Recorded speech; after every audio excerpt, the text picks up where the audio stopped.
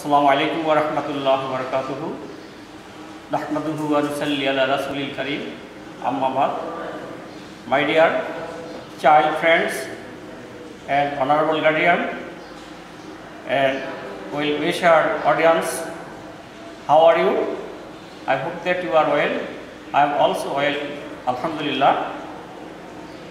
Dear students, I have presented again in front of you to teach you. I will take a class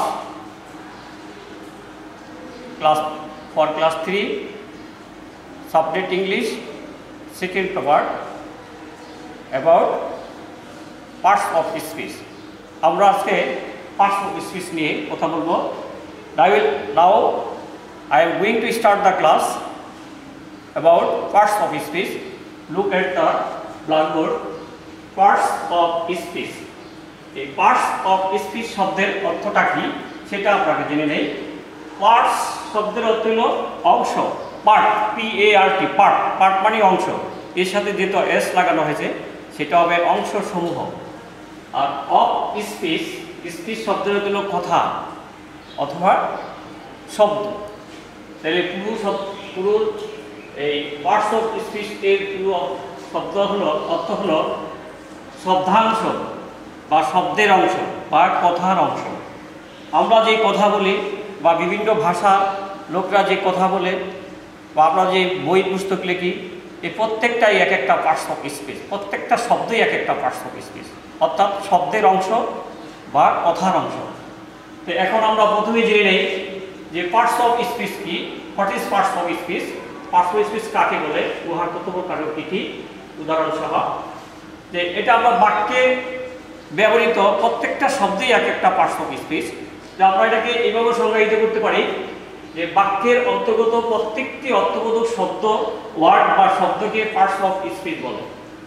বাক্যের অন্তর্গত প্রত্যেকটি অর্থবোধক শব্দকে parts of speech বলে। অর্থাৎ একটা বাক্যের মধ্যে যতগুলো শব্দ আছে প্রতিটাই এক একটা পার্টস অফ স্পিচ। যেমন উদাহরণস্বরূপ, হি goes to school, এটা আমরা একটা বাক্য লিখলাম বা স্টেটমেন্ট লিখলাম, হি গোজ টু স্কুল, সে স্কুলে যায়। তো এখানে হি একটা ওয়ার্ড, গোজ একটা ওয়ার্ড, টু একটা ওয়ার্ড, স্কুল একটা ওয়ার্ড, প্রত্যেকটাই এক একটা পার্টস অফ স্পিচ। তাহলে আমরা যদি এখন জেনে দিই যে কোন শব্দটা কোন পার্টস অফ স্পিচ, তাহলে হি এটা একটা ব্যক্তির পরিবর্তে বসেছে, এটা হলো তোমার প্রোনাউন। গোজ এটা ভার্ব মানে ক্রিয়া, কাজ বোঝানো হয়েছে, তাহলে এটা হবে ভার্ব। টু এটা কি পজিশন, তারপরে স্কুল এটাকে আমরা নাউন বলতে পারি, স্কুল একটা নাউন বা বিশেষ্য। তাহলে এখন আমরা জেনে নেই how many kinds of parts of speech or parts of speech কত প্রকার। ডিয়ার স্টুডেন্টস, তোমরা হয়তো পার্টস অফ স্পিচ আগেও কিছু পড়েছ, তবে আবার একটু আমি রিপিট করছি যে পার্টস অফ স্পিচ মানে তোমার টোটাল বা মোট হলো 8 প্রকার। এই 8 প্রকারকে আবার বিভিন্ন ভাগে ভাগ করা হয়েছে। তা আমরা শুধু আজকে প্রধান 8 প্রকার নিয়ে মানে আলোচনা করব। যে পার্টস অফ স্পিচ 8 ভাগে ভাগ করা হয়েছে। এই 8টা ভাগের মধ্যেই পৃথিবীর যত শব্দ আছে, যত ভাষার শব্দ, যত গোষ্ঠীর শব্দ, যত আঞ্চলিক বলো, তারপরে তোমার এই কী বলো বইয়ের ভাষা বলো, ব্যাকরণের ভাষা বলো, চলিত ভাষা বলো, তারপর তোমার সাধু ভাষা বলো, সব ভাষাই কিন্তু ওই 8 প্রকার মধ্যে আছে। অর্থাৎ আমরা বলতে পারি পৃথিবীতে যতগুলো শব্দ আছে সেই শব্দগুলোকে ইংরেজিতে 8 ভাগে ভাগ করা হয়েছে। এর এক একটা ভাগকে বলা হয় পার্টস অফ স্পিচ। তো প্রথমে দেখো তোমার এই 8 প্রকারের মধ্যে প্রথম আছে নাউন। নাউন শব্দের অর্থ বিশেষ্য, অর্থাৎ নাউনটা হলো একটা নাম। Any name is noun. যে কোনো নামকেই নাউন বলে। সেটা বস্তুর নাম হতে পারে, ব্যক্তির নাম হতে পারে, প্রতিষ্ঠানের নাম হতে পারে, বা যে কোনো এই যে আমাদের আশেপাশে যা আছে ফ্যান, ওয়াল, বিল্ডিং, ব্ল্যাকবোর্ড, এই পেন, স্কেল, এই প্রত্যেকটাই এক একটা শব্দ, প্রত্যেকটাই একটা নাম। এই নামগুলোকে বলা হয় নাউন। নাউন শব্দের অর্থ বিশেষ্য, বাংলা বলে বিশেষ্য। এরও নাউন কাকে বলে? যে কোনো কিছুর নাম কি নাউন বলা হয়। তারপরে নেক্সট আছে তোমার প্রোনাউন। প্রোনাউন দেখো নাউনের সাথে প্র যোগ করা হয়েছে। এই প্র শব্দের অর্থ হলো পরিবর্তে, প্র শব্দের অর্থ পরিবর্তে, আর নাউন শব্দের অর্থ হলো বিশিষ্ট। তাহলে টোটাল অর্থটা কি দাঁড়ালো, যে নাউনের পরিবর্তে, অর্থাৎ নাউনের পরিবর্তে যে শব্দটা ব্যবহৃত হয় তাকে বলা হয় প্রোনাউন। যেমন রহিম একজন ব্যক্তি, এটা একটা নাউন। এটার পরিবর্তে আমরা যখন অন্য সেন্টেন্সে রহিমের পরিবর্তে হি ব্যবহার করব তখনই এটা হবে প্রোনাউন, তার কারণ এটা রহিমের পরিবর্তে ব্যবহৃত হয়েছে। আমি সেজন্য বললাম যে প্রোনাউনের প্র শব্দের পরিবর্তে নাউন শব্দের অর্থ হলো বিশেষ্য, বিশেষ্যের পরিবর্তে যে শব্দগুলো ব্যবহৃত হয় তাকে বলা হয় প্রোনাউন। তারপরে অ্যাডজেক্টিভ, অ্যাডজেক্টিভ, অ্যাডজেক্টিভ শব্দের অর্থ হলো বিশেষণ। এই বিশেষণের কাজ হলো তোমার তার সমালোচনা করা। কার সমালোচনা করা? অন্য অন্য পদের সমালোচনা করা। এই যে তোমার এই বিশেষ অ্যাডজেক্টিভ ছাড়া যে অন্য যে 7টা যে পার্টস অফ স্পিচ আছে, এই প্রত্যেকটা পদেরই সে কোনো না কোনোভাবে কী করে সমালোচনা করে, মানে সেটি ভালো না খারাপ, লম্বা না খাটো, মোটা না চিকন, তারপরে মানে সংখ্যাও অনেক সময় বিশেষিত করে থাকে। তাহলে সেটা এর প্রধান কাজ হলো তোমার অন্য পদের সমালোচনা করা বা দোষ ত্রুটি প্রকাশ করা। তাহলে এটা হলো তোমার নাউন বা প্রোনাউন বা অন্য পদেরও দোষ ত্রুটি অনেক সময় প্রকাশ করে থাকে। তাহলে অ্যাডজেক্টিভ। তারপর হলো ভার্ব। ভার্ব শব্দের অর্থ ক্রিয়া। ক্রিয়া মানে কি? কাজ। কোনো কাজ করা কি বলা হয়? ভার্ব বা ক্রিয়া। অর্থাৎ যে পদ দ্বারা বা যে পার্টস অফ স্পিচ দ্বারা কোনো কাজ করানো বোঝানো হয় তাকে বলা হয় ভার্ব অথবা ক্রিয়া। যেমন আই ইট রাইস, আমি ভাত খাই, এতে খাওয়াটা হলো ক্রিয়া, খাওয়াটা একটা কাজ। যে কোনো কাজ করা কি বলা হয়? তোমার ভার্ব বা ক্রিয়া। তারপরে নেক্সট এডভার্ব।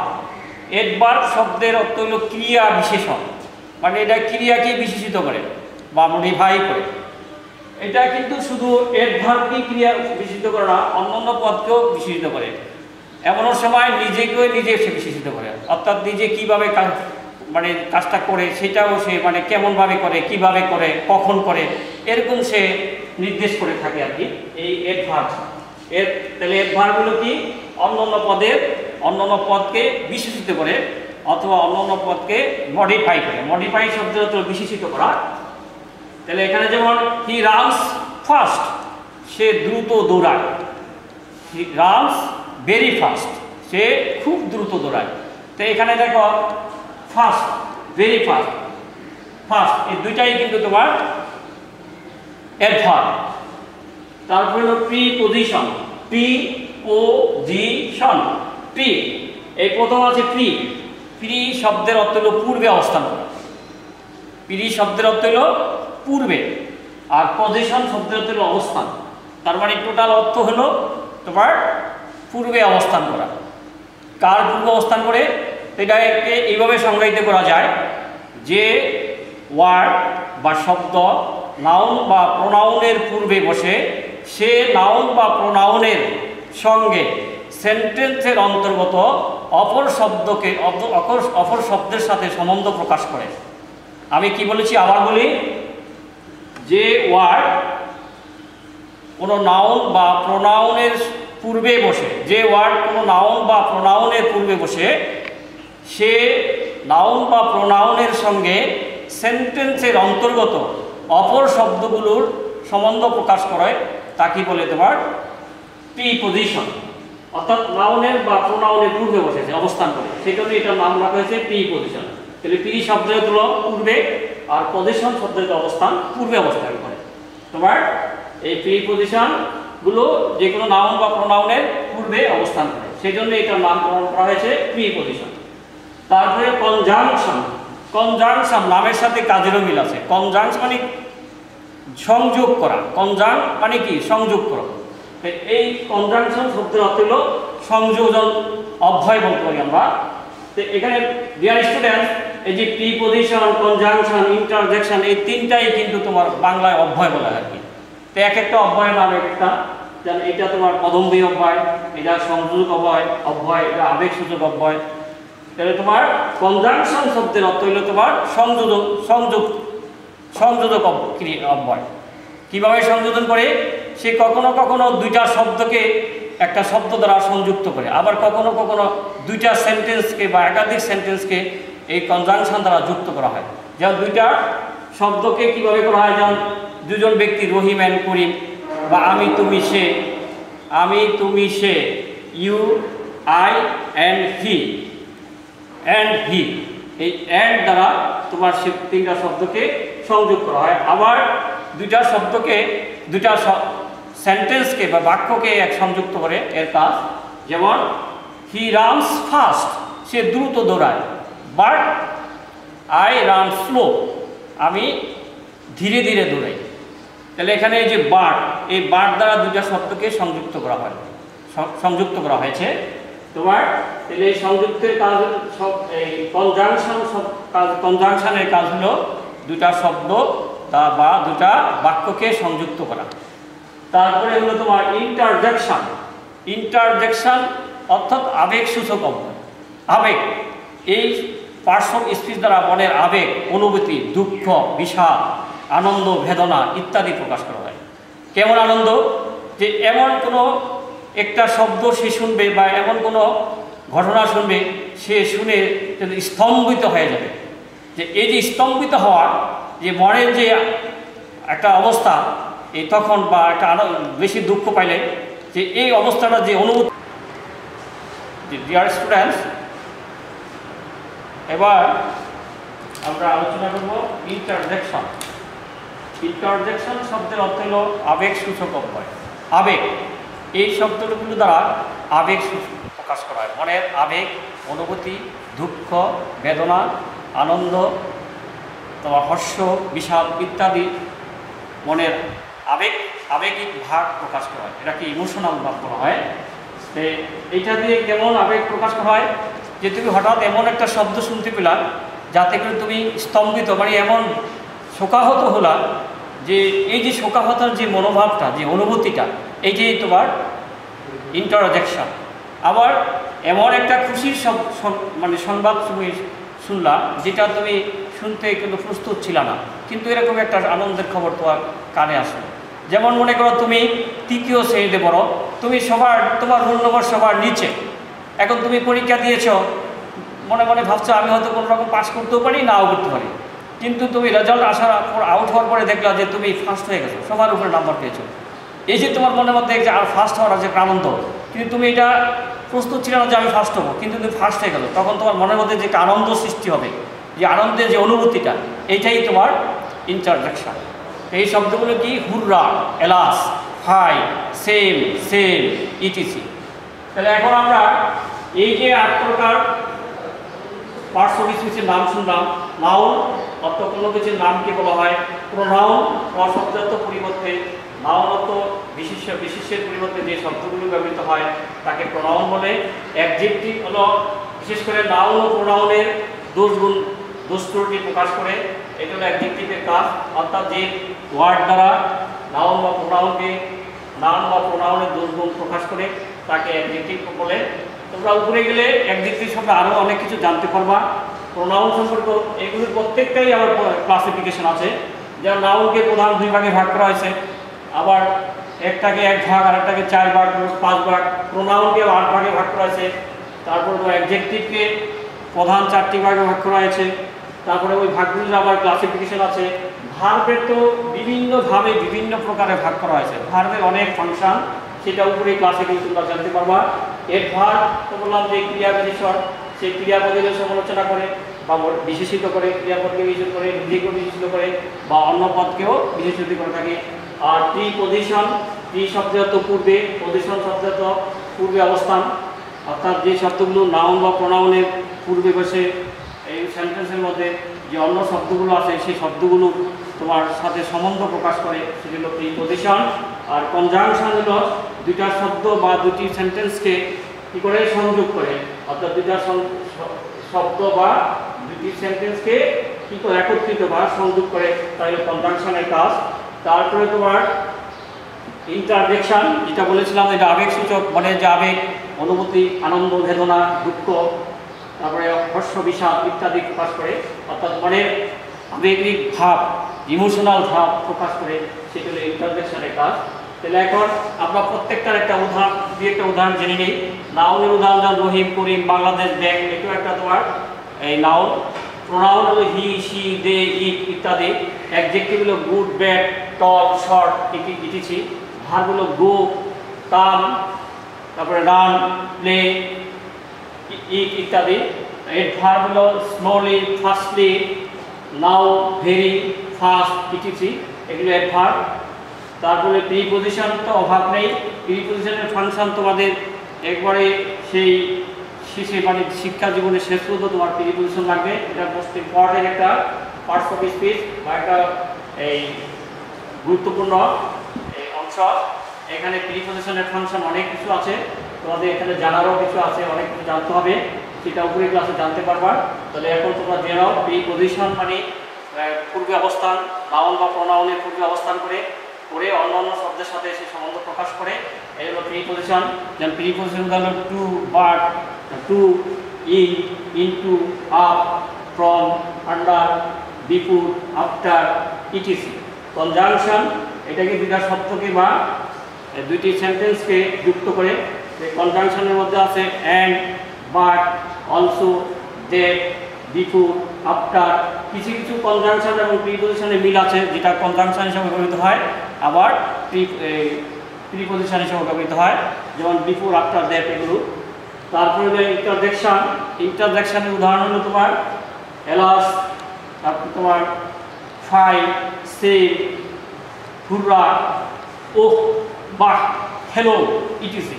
তাহলে আমরা এখন দেখো এই যে এখন আমরা আলোচনা করলাম, সেই আলোচনার পরিপ্রেক্ষিতে আমরা কিছু বাড়ি কাজ দেব, যে বাড়ি কাজগুলো তোমরা করে বিদ্যালয়ের ফেসবুকের কমেন্ট বক্সে পাঠিয়ে দিবে।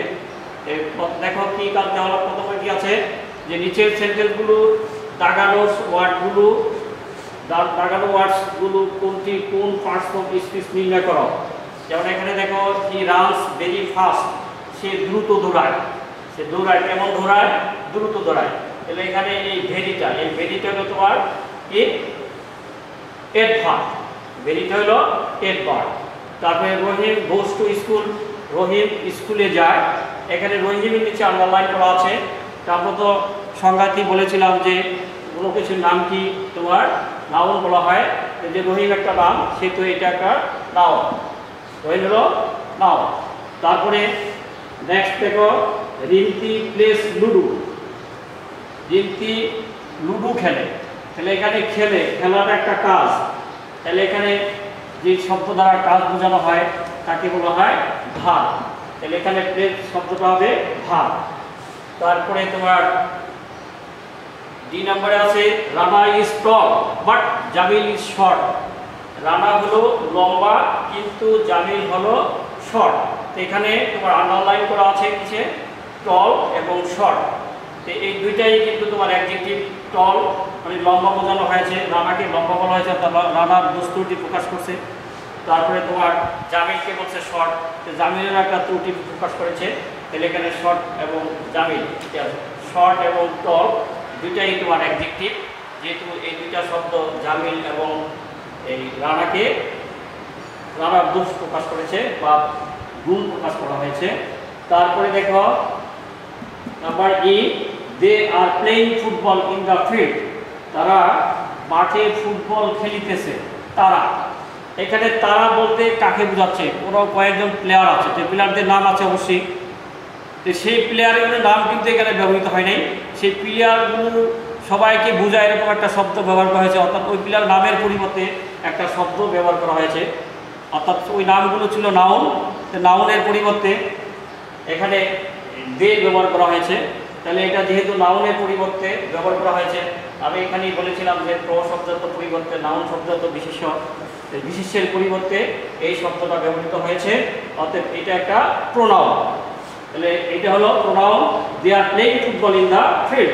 Next, Sabuj goes to school, সবুজ স্কুলে যায়। এখানে দেখো এই প্রিপজিশনের সংজ্ঞাটা আমরা বলেছিলাম, যে ওয়ার্ডগুলো নাউন বা প্রোনাউনের পূর্বে বসে সেই নাউন বা প্রোনাউনের সঙ্গে সেন্টেন্সের অন্তর্ভুক্ত অপর শব্দগুলোর সম্বন্ধ প্রকাশ করে তাকে বলা হয় কি প্রিপজিশন। তাহলে এখানে দেখো নাউনের এই স্কুল একটা নাউনের পূর্বে কি বসেছে টু। আর আমি কিছু প্রিপজিশনের উদাহরণ দিয়েছিলাম। কি উদাহরণ দিয়েছিলাম? To, in, for, by, from, under, up, into, before, তারপর ইটিসি। তাহলে এখানে সেই উদাহরণগুলোর মধ্যে একটা শব্দ টু, এই টুটা হলো তোমার preposition. Next, Sagar and Rasel are two brothers. Sagar and Rasel two brothers. তাহলে এখানে সাগর এবং রাসেল দুইটা, এখানেও কিন্তু দুইটা বাক্যই ছিল। দুইটা বাক্যকে বা দুইটা শব্দ যদি তুমি এখানে কল্পনা করো, রাসেল এবং সাগর এই দুজনকে যুক্ত করা হয়েছে। তাহলে এখানে যেহেতু তোমার রাসেল এবং সাগরকে যুক্ত করা হয়েছে কি দ্বারা? এন্ড দ্বারা। তাহলে আমি ওখানে সংজ্ঞায়িত করেছিলাম যে কনজাংশন কাজ হলো তোমার দুইটা শব্দ বা দুইটা সেন্টেন্সকে সংযুক্ত করে। তাহলে সেহেতু এখানে যেহেতু তোমার এই যে নাউন এই রাসেল এবং সাগরকে এন্ড দ্বারা সংযুক্ত করা হয়েছে, অতএব এন্ডটা হলো একটা কনজাংশন। এন্ডটা হলো একটা কনজাংশন। নেক্সট দেখো 8 নম্বর, এলাস, হাই হাই, এলাস, হাই হাই, আই হ্যাভ আন্ডার, আমার সর্বনাশ হয়ে গেছে। মানে তোমার এমন কোনো একটা ক্ষতি হয়েছে যেটা তুমি কল্পনাও করো নাই। এই ক্ষতিটা হওয়ার পরে তোমার মনের মধ্যে যে একটা মানে শোকের অনুভূতি প্রকাশ পেয়েছে, সেই শব্দটাই এই অনুভূতিটাকে প্রকাশ করার জন্য এখানে এলাস শব্দটা ব্যবহার করেছে। তাহলে এখানে যেহেতু মনের অনুভূতি একটা মানে দুঃখজনক বা বেদনাজনক এই শব্দ প্রকাশ করা হয়েছে এলাস দ্বারা, সেহেতু এই এলাসটা হলো তোমার interjection. Next, হুররা, we have one the game. হুররা, we have one the game. হুররা মানে হই হই, আমরা খেলায় জিতে আছি। হই হই, আমরা খেলায় জিতে আছি। খেলা মনে করো যে তোমাদের বাংলাদেশ ব্যাংক হাই স্কুল আর মডেল হাই স্কুলের মধ্যে একটা ফুটবল খেলা হয়েছে। তো তুলনামূলকভাবে তোমাদের বাংলাদেশ ব্যাংক হাই স্কুল একটু দুর্বল ফুটবলে, কিন্তু মডেল স্কুল অনেক শক্তিশালী। ওরা অনেক বাংলাদেশ ব্যাংক স্কুল অনেক সময় ওদের সাথে খেলে 4-5 গোলে হেরে যায়। কিন্তু ওই খেলাটায় বাংলাদেশ ব্যাংক স্কুল মডেল স্কুলকে 10 গোলে হারিয়ে দিয়েছে। তখন এই যে 10 গোলে হারানোর পর তোমাদের যে একটা মনের মধ্যে একটা আনন্দ সৃষ্টি হয়েছে, এই আনন্দটাকে প্রকাশ করার জন্য তোমরা ব্যবহার করেছি কি হুররা, we have one the game. হুররা, we have one the game. তাহলে এটা একটা অনুভূতি, আনন্দ অনুভূতি। তাহলে সেই জন্য এটা হলো তোমার কি, এইটা ইন্টারজেকশন। এলাসটা হলো ইন্টারজেকশন এবং হুররা হলো তোমার ইন্টারজেকশন। নেক্সট ওয়ার্ড আছে হি স্পিক্স স্লোলি। সে খুব ধীরে ধীরে কথা বলে। হি স্পিক্স স্লোলি, সে খুব ধীরে ধীরে কথা বলে। তাহলে এখানে এই যে স্লোলি, এইটাও তোমার এই স্লোলি এটা হলো তোমার একটা এডভার্ব। এটা কিসের কাকে বিশেষিত করেছে? স্লোলি। তাইলে এই স্লোলিটা হলো তোমার এডভার্ব। ডিয়ার স্টুডেন্টস, আমরা এতক্ষণ অনেক কথাই বললাম, অনেক আলোচনা করলাম, বিভিন্ন বিষয়ে আলোচনা করলাম। আমি আশা করি তোমরা সবাই এগুলো বুঝতে পেরেছ, মানে আমি যা পড়াইলাম তা বুঝতে পেরেছ। যদি না বুঝে থাকো তাহলে অবশ্যই আমার সাথে যোগাযোগ করবে। যেটা না বুঝো সেটা আমি সমাধান করার চেষ্টা করবো ইনশাআল্লাহ। তাহলে ডিয়ার স্টুডেন্টস, এখন যে আমরা পড়াইলাম, এখন এই পড়ানোর আলোকে যে বাড়ি কাজ দিলাম, সেই বাড়ি কাজগুলো তোমরা করে বিদ্যালয়ের ফেসবুকের কমেন্ট বক্সে পাঠিয়ে দেবে। ডিয়ার স্টুডেন্ট, তোমরা ভালো থাকো এবং সুস্থ থাকো। Take care of your health everyone. No more today. See you again in the next class, inshallah.